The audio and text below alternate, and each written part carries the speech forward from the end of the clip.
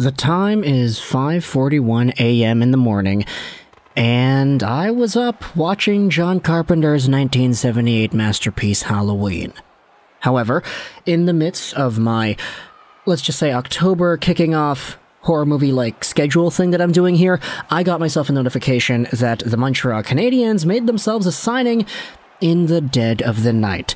Now I know it's 5:40 a.m. for me here in Vancouver, but it's 8:40 a.m. in Montreal, which means it's proper time to go out there and actually do some things, like re-sign goaltender Jake Allen to a 2-year contract extension with an AAV of $3.85 million a season.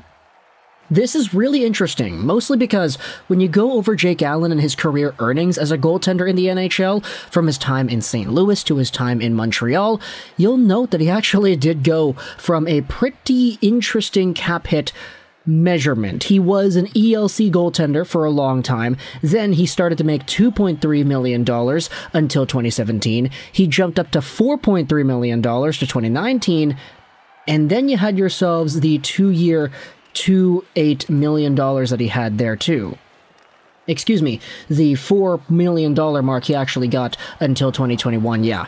It's 4 a.m., 5 a.m., excuse me. I'm tired, I haven't really slept. So my entire perception of light is kind of awkward at this moment in time, but he went from making $2 million to $4 million to $2.8 million, now to $3.8 million until the end of 2024-2025.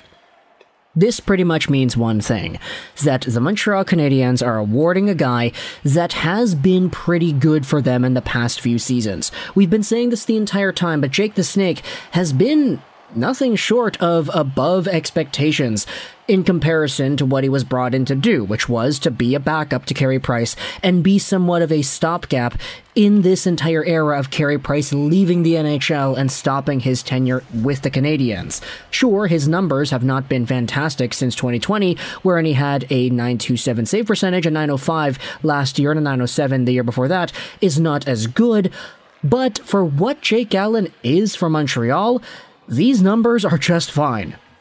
And the record speaks for itself. I mean, he went 9-20-4 last season, and he still put up a .905 save percentage. This is a guy that's an absolute gamer. He goes out there, he stops pucks, he does his best, and he's good enough for what the Canadiens are right now, which is a pretty mediocre to worse team in the NHL sort of territory right there.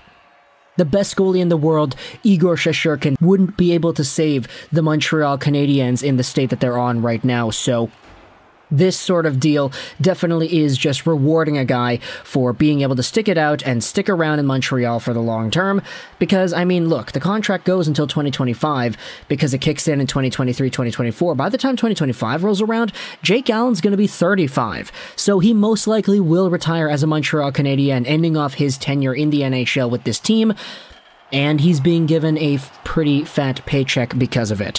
Sure, he had the money days in St. Louis where he was a $4 million goalie, and rightfully so, I have always noted this, but even in the bubble playoffs for the Blues against the Vancouver Canucks in 2020, Jake Allen was the superior goaltender, so my heart will always be with Jake Allen for what he had done with the St. Louis Blues and the role that he has been filling so far with the Montreal Canadiens, and it appears that the Canadiens are rewarding this guy for his loyalty with a $7.7 million contract over the next 2 seasons starting in 2023-2024.